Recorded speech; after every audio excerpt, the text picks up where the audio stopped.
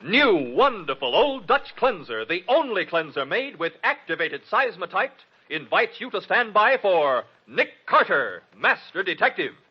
Today's Nick Carter adventure starring Lon Clark, The Case of the Vanishing Weapon.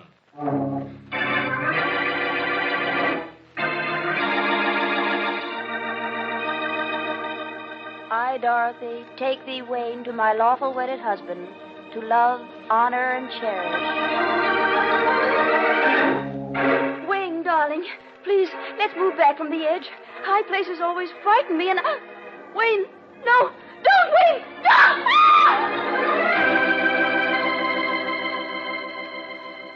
I, Emily, take thee, Wayne, to my lawful wedded husband, to love, honor, and... Don't keep swimming away from me, Wayne. Help me. You know I can't swim.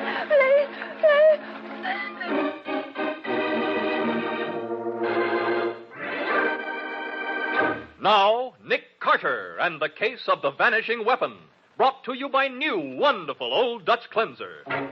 It's 4:20 in the afternoon of an extremely warm day. Driving back to the city, Nick and Patsy meet a car rushing toward them at top speed on the left side of the road. Get over, you idiot! Nick, it's a woman. She's going to hit us. Oh, Nick, she ran right into us. Couldn't get out of her way because of that fence. But at least we avoided a head-on collision. She only struck the back end of the car. I wonder if she's hurt. Come on, let's see. Yeah. Oh, Nick, she caromed off your car right smack into that tree. She must have been ill. I saw her just before we crashed. Slumped over the wheel. There she is. Oh, Nick, she was thrown to the windshield. Yeah. She's in pretty bad shape. Seems to be conscious, though. I can't die. Can you hear me? I can't. You're not going to die. You're going to be all right. He'll marry again. He'll kill his next wife, too. What did you say? For the insurance. I know. I found out too late. I can't die. If I do, he'll do it again. He'll marry again. Oh, please, don't think about it now. Dead. Oh. Nick, she wasn't delirious. She knew what she was saying. Do you think her husband really killed her? I don't know, Patsy. But I'm going to make it my business to find out.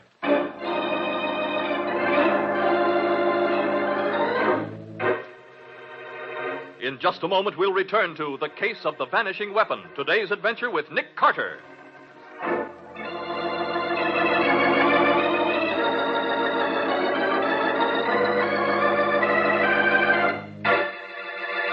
Yours, a thrilling new cleaning discovery. Yes, to give you faster, easier cleaning than any other cleanser, we've activated seismotite in Old Dutch Cleanser. When there's a sink to clean, a touch of Old Dutch Cleanser works dazzling magic. Just see new sudsing Old Dutch Cleanser go to work. It dissolves grease on contact. Quickly, easily, its sudsing action sweeps away dirt and stains. Snowy white Old Dutch Cleanser cleans fast, safe, sure, leaves no gritty sediment, rinses away completely, doesn't clog drains. Get 2 cans of Old Dutch Cleanser, one for the kitchen, one for the bathroom. Old Dutch Cleanser, the only cleanser made with activated seismotite.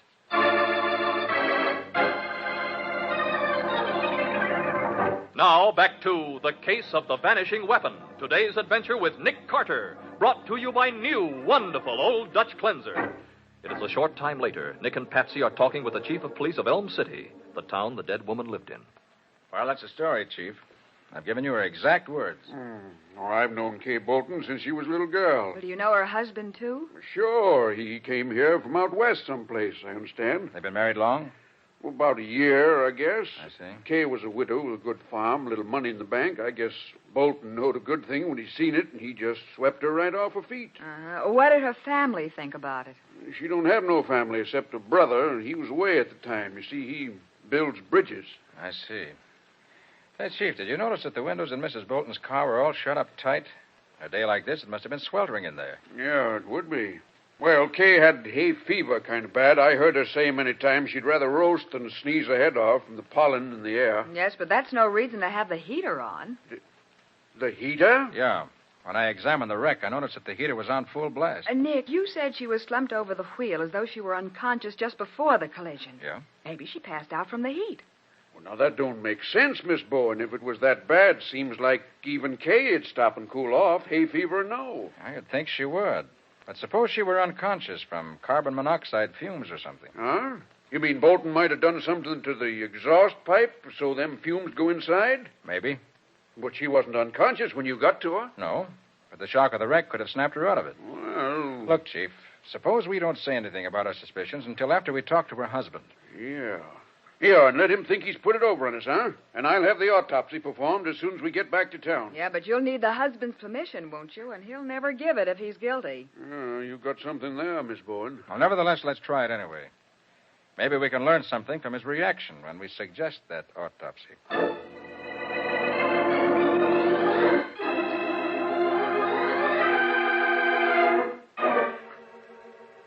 An autopsy, nothing doing. Kay suffered enough already. Just a minute, Bolton. Kay was my sister as well as your wife. And if the chief thinks an autopsy would serve any useful purpose, I'm in favor of it. But what useful purpose? An autopsy would show whether there was anything in her system that would make her unconscious, What Mr. Bolton. difference does it make? She's dead.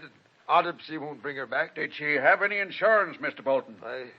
Yes, we had a joint policy for $20,000 payable to the survivor. And this farm, who gets that? Well, I don't know. We never discussed it. Well, you get it, Bolton. Huh? Kay wrote me she'd made a new will after she married you, leaving you everything.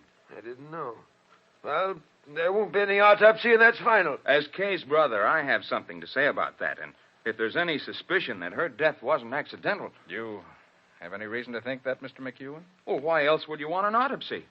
And why would you want to know who benefits by her death? If there's any doubt, I want it cleared up. And you should too, Bolton. Well, I do, Mac, of course, Well, but... then just sign this paper giving your consent. Well, very well. Give it here. There you are. Mr. Bolton, I don't like to butt in, but I can't find the housekeeper. She went to her room, Sam. She's all upset. Oh. Well, Mr. Mack, that 5 gallons of ice cream Mr. Bolton got for the party tomorrow, she didn't put in the deep freeze, and it's all melted. I was wondering... Throw it out. Do anything you want with it. Only get out of here and go back to your work. Oh, yes, sir. Who's that, Chief? That's Sam Webb, the hired hand. What you doing here, Chief? Ain't nothing wrong, is there? Yes, Sam, it's Mrs. Bolton. She's dead. No. Wrecked the car, did she? What makes you think that? Huh? Why, just the first thing that popped into my head, I guess. Besides, I thought she wasn't in no condition to drive when she come out to the barn and drove off. What? You mean she was ill? Oh, no, ma'am. She was mad. Blazing mad, if you ask me. Folks can't keep their mind on their driving when they're like that. What were you doing in the barn? I thought I told you to mend that fence at the bottom of the west pasture. Well, I finished up early, Mr. Bolton. So I thought I'd clean out the stalls and do some repairing. I was there when you come in. Sam, did Mrs. Bolton tell you what she was angry about? No, sir, but she was good and mad. Oh, it wasn't anything, Mr. Carter. Bolton was late getting back with the car, and Kay had an appointment in Elm City. She was mad because she was going to be late. I couldn't help being late. I was delayed. Was there a quarrel, Mr. Bolton? Of course not. Kay was always flying off the handle, but it didn't mean anything. I sent Mac out to the car for the rest of the supplies I'd brought back while I tried to talk her out of it, but I couldn't. I see. Well, thanks for giving your consent to the autopsy, Mr. Bolton. May I answer some very important questions?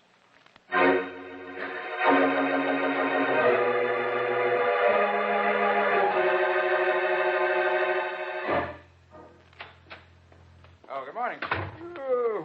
Hello, Carter. Miss Bowen. Hello. Oh, gosh, what a night. I was down at the blamed garage till 6 o'clock this morning. Oh, did the mechanic find anything suspicious? Well, the car was smashed up pretty bad, but he swears the wreck didn't affect nothing that could have caused the accident. Did he check the steering gear, the brakes? Yeah, and the muffler, too. Nothing had been tampered with.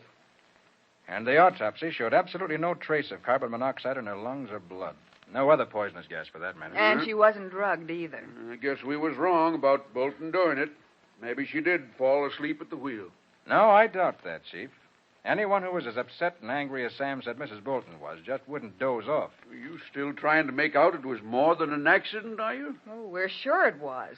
Well, now, if Bolton caused that wreck without tampering with the car and without drugging her in any way, he's committed a perfect crime. A murder without a single clue. I wouldn't say that, Chief. Every unexplained fact is a clue. And there are several in this case. Such as what? Well, why was Sam so sure she'd been killed in an auto wreck? Why should her dying words have been about murder for insurance? And why was she driving with the heater turned on? Okay, if you're looking for unexplained facts, what about the ice cream? Well, what about it? Well, now, Bolton brought that back from town at 4 o'clock. Uh-huh. And when we was there at 7:30, it was all melted, according to Sam. Oh, well, that's only natural. The housekeeper forgot to put it in a deep freeze. Miss Bowen, we get them 5-gallon containers of ice cream for picnics and such. We get 'em early in the morning. And they're still as hard as a rock when we eat supper. By George, that's it. Huh? Huh? Well, what's what? That's what killed Mrs. Bolton. The weapon that vanished into thin air. Vanished? Literally and completely, without leaving a trace. What? Then there's no way of proving it, is there? Not unless we can get a confession. And anybody smart enough to think up a scheme like that won't be easily bluffed. Now, look, Carter, where would you get a weapon that would vanish that way? At your local creamery, just as Bolton did. Oh, Nick, you're not saying that Mrs. Bolton was murdered with 5 gallons of ice cream? No? If it wasn't for that ice cream, she'd be alive right now. Oh, Nick. Come on, let's drive out to the farm. Now I've got something to work on.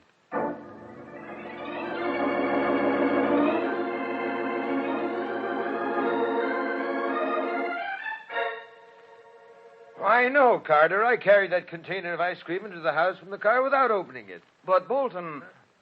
Yes, McEwen, were you going to say something? Well, only that when I went through the kitchen to get the other things out of the car, I noticed that the seal on the container was broken. Well, I didn't break it. Perhaps the housekeeper... No, Mr. Bolton. I asked her. She was upstairs at the time. Well, what's the ice cream got to do with it anyway, Mr. Carter? Plenty, McEwen. Those 5-gallon containers are in 2 sections. One for the ice cream itself, and one that holds dry ice to keep it from melting. So what?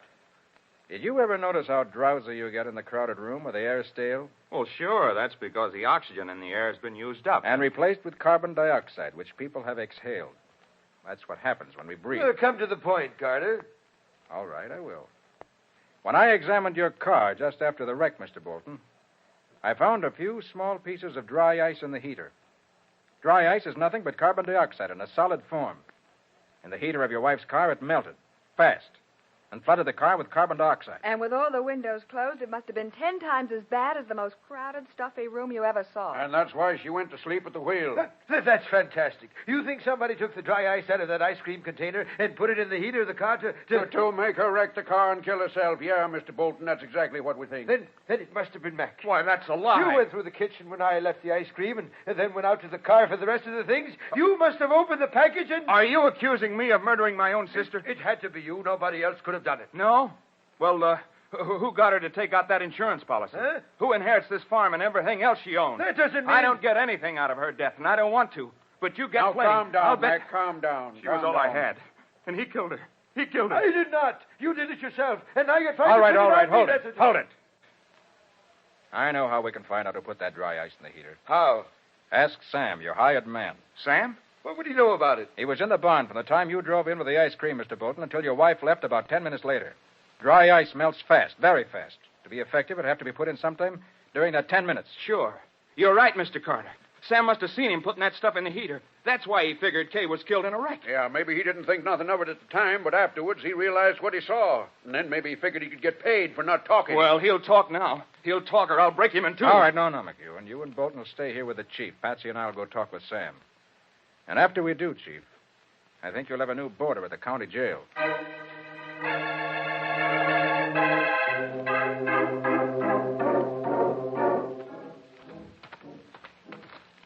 Nick, you didn't really find any dry ice in the heater of that car, did you? Why, of course not, Patsy. I told you I'd have to bluff. Yeah, but if Sam did see something, it won't be a bluff any longer.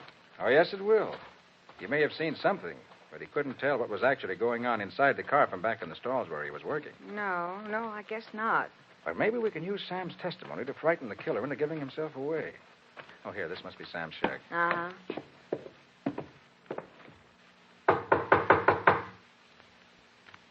He must be here. We know he's nowhere else on the farm.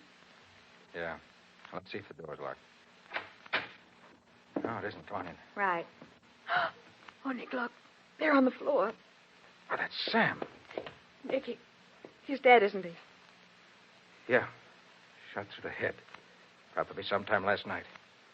Look around the floor. See if you can find an empty cartridge. Right. If he was killed with an automatic, there's a chance the empty shell's on the floor somewhere. Well, if it is, I'll find it. Here. Here's something. What is it? Somebody knelt down beside the body. There's a perfect knee print and a smear of blood. You can even see the weave of the material the trousers were made of. Some sort of coarse tweed. Nick, I found it. The cartridge shell? Yes, it was under the table. Here. Uh-huh. Now we can really get down to business. Yes, this time we've got a weapon that can't vanish into thin air.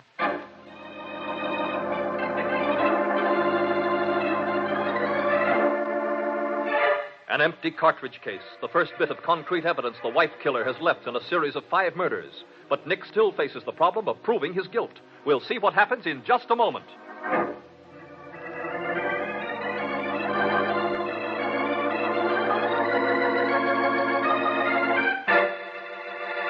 An important announcement. Coming next week on Nick Carter, Old Dutch Cleanser's big new contest. Listen so you can get an early start in this easy, fascinating contest that pays off with loads of valuable prizes. And remember, we've activated Seismotite in Old Dutch Cleanser. Its amazing sudsing action sweeps away dirt and stains, cuts grease on contact, cleans fast, safe, sure, leaves no gritty sediment, rinses away completely, saves you time and work, helps you keep your house at its shining best.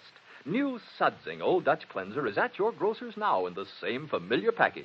Get 2 cans tomorrow. 1 for the kitchen, 1 for the bathroom. Old Dutch Cleanser, the only cleanser made with activated Seismotite.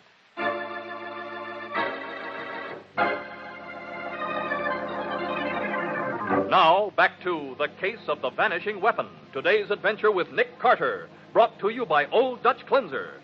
At the farmhouse, Nick and the chief are trying to find the automatic with which Sam Webb, the Bolton's hired hand, was killed. Mac has admitted owning such a gun, and they've gone to his room to get it. There you are, Mr. Carter. But I swear I haven't touched that gun since I came back 2 weeks ago. Did Bolton know where you kept it, Mac? Well, I don't know, Chief, but it wouldn't have been hard to find. I didn't even know he had a gun. Well, this is a 38.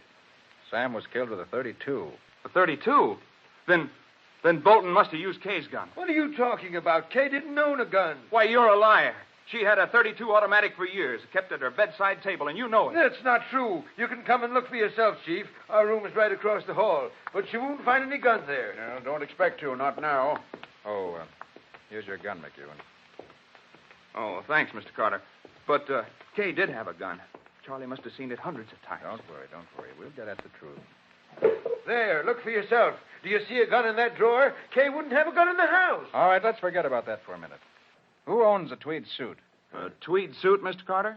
Why? We found evidence proving that Sam's killer was wearing a suit of coarse tweed at the time of the murder. You have one? Why, no. Neither do I. Well, you shouldn't have said that, Bolton. I've seen you wearing a tweed suit 100 times. Well, I did have a tweed suit, but Kay gave it away last week. It was worn out. Who did she give it to? I don't know. She didn't say. Why, Bolton, I saw that suit hanging in your closet only yesterday. I'll bet it's there right now. Well, it's gone. Naturally. Of course it is. Any fool would know enough to get rid of a piece of evidence like that. I tell you, I haven't had it for over a week. Wait a minute. You went down in the cellar carrying a bundle this morning, Bolton. That was the garbage. Mrs. Lawrence always puts the garbage in a paper bag. The bundle you had was wrapped in newspaper. It was not. It was a paper bag. And then I heard the furnace door. I always burn the garbage in the furnace. You know that. Bolton, suppose we take a look in that furnace and see what else you was burning.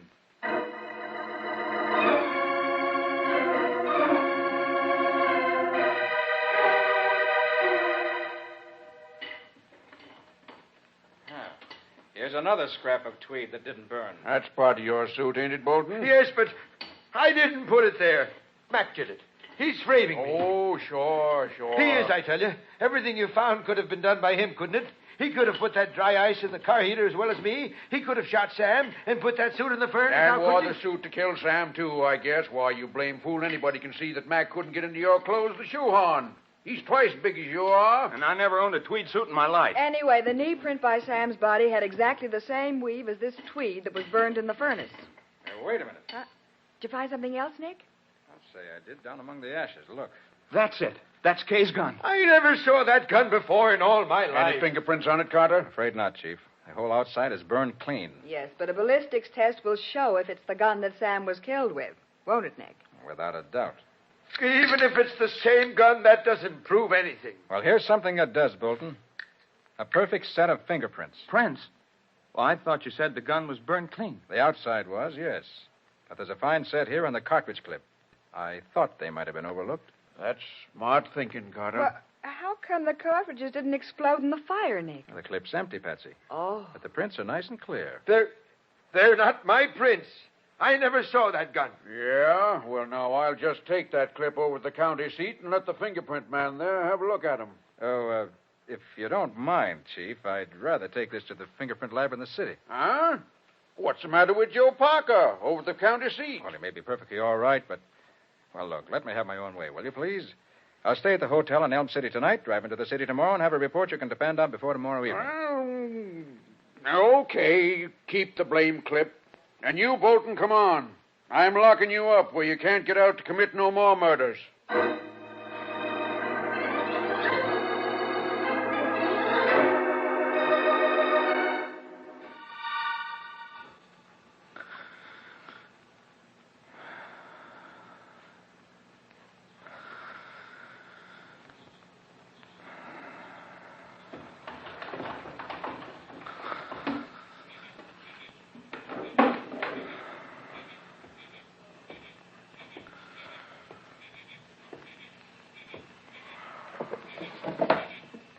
Who's there?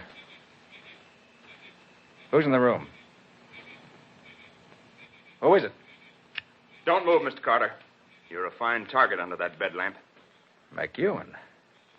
What are you doing here? I came to get something that belongs to me. That clip with the fingerprints on it. What? And those are your prints. Bolton was telling the truth. You killed Sam. Sure I did. I couldn't let him tell about seeing me put that dry ice in the heater of Kay's car, could I? And he said he had been in the barn at the time. I had to get rid of him. And all the evidence against Bolton. You planted it yourself. Why not? Somebody had to be the patsy. And I could see you suspected him already. Nobody knew I had that .32. So I said it belonged to Kay. And who can prove that it didn't? And you planted it in the furnace for us to find, together with a tweed suit. Sure. That suit was the smartest part of the whole frame-up. Kay gave it to Sam. It was hanging right there in front of me when I shot him. But you couldn't have worn it. It was too small for you. No. But I could wrap it around my knee and then make a print in that blood stain, couldn't I? Didn't tell you I saw Bolton trying to burn it. You thought of everything, didn't you? Everything but that cartridge clip with my fingerprints on it.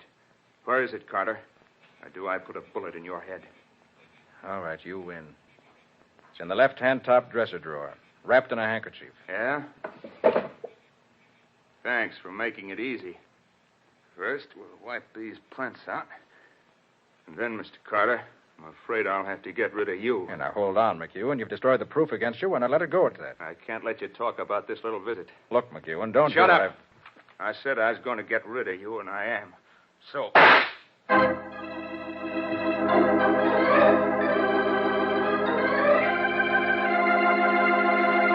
As Mac points his gun at Nick's head and pulls the trigger, he stands only a few feet away, too close to miss. We'll see what happens in just a moment.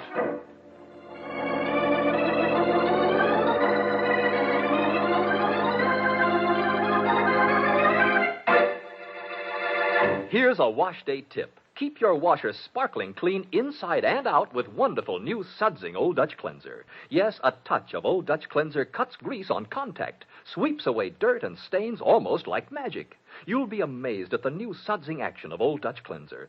Snowy white, leaves no gritty sediment, rinses away completely. It's been granted the Good Housekeeping seal. Yes, ladies, for faster, easier cleaning than you've dreamed possible, switch to new sudsing Old Dutch Cleanser, the only cleanser made with activated seismotite.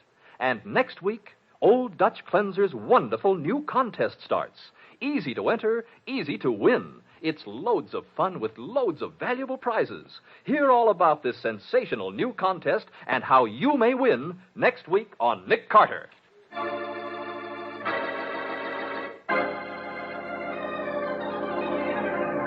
Now for the conclusion of The Case of the Vanishing Weapon.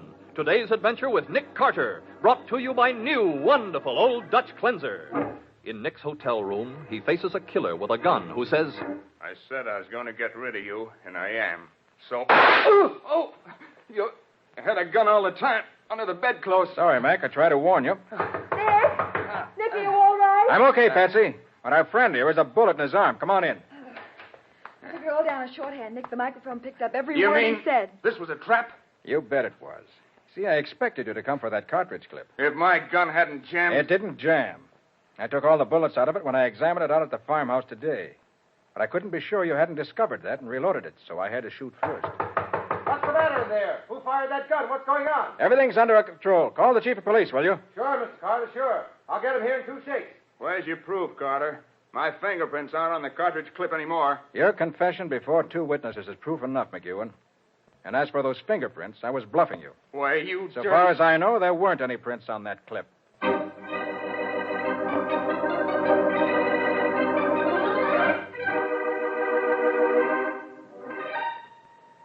Nick, how did you know Wayne McEwen killed his sister and Sam Webb? Well, I was pretty sure of it from the moment we found out how McEwen's sister was killed. Done that. Mm-hmm.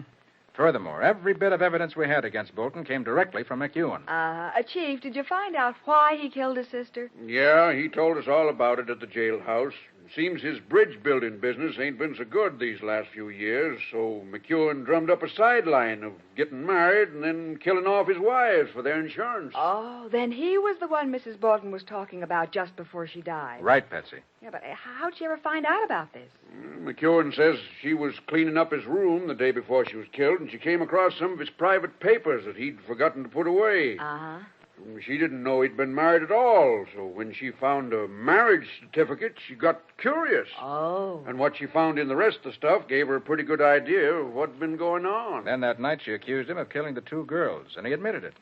When he asked her what she was going to do about it, she said she hadn't made up her mind. Well, if I'd been in her place, I'd have turned him over to the police. Oh, she wanted to, Miss Bowen, but he was her only brother, and she couldn't quite make up her mind to do it. But Mac didn't dare to take any chances, so he killed her. Yeah, he was pretty clever about it, too. He almost got away with it. Yeah, but when he killed Sam, he outsmarted himself. Well, you know the old saying, Nick. Give a killer enough rope and he'll hang himself. So he will, Patsy. So he will. Every time.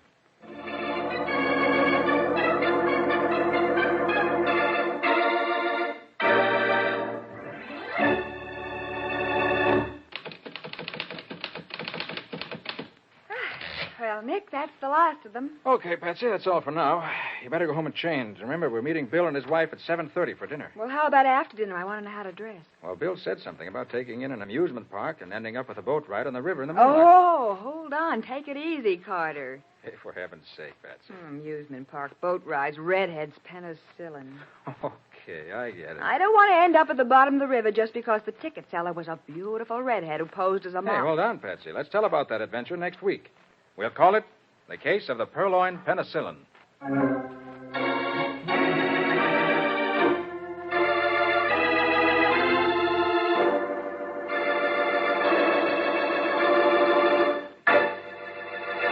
Ladies, have you discovered Delrich margarine? Delicious, rich Delrich makes friends at first taste.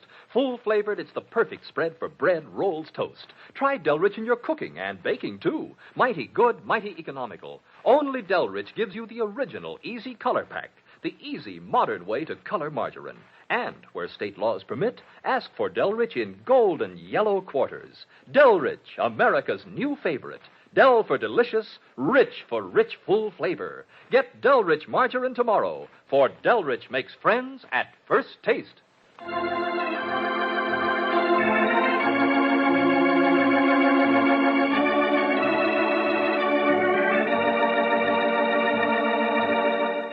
Nick Carter, Master Detective, is presented each week at this same time by the Cudahy Packing Company.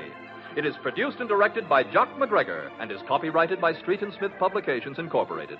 Lon Clark is starred as Nick, and Charlotte Manson is featured as Patsy. Today's script was written by Jim Parsons, with original music played by Henry Silverne. This program is fictional, and any resemblance to actual persons, living or dead, is purely coincidental. This is Michael Fitzmaurice saying, when minutes count, use new, wonderful Old Dutch Cleanser.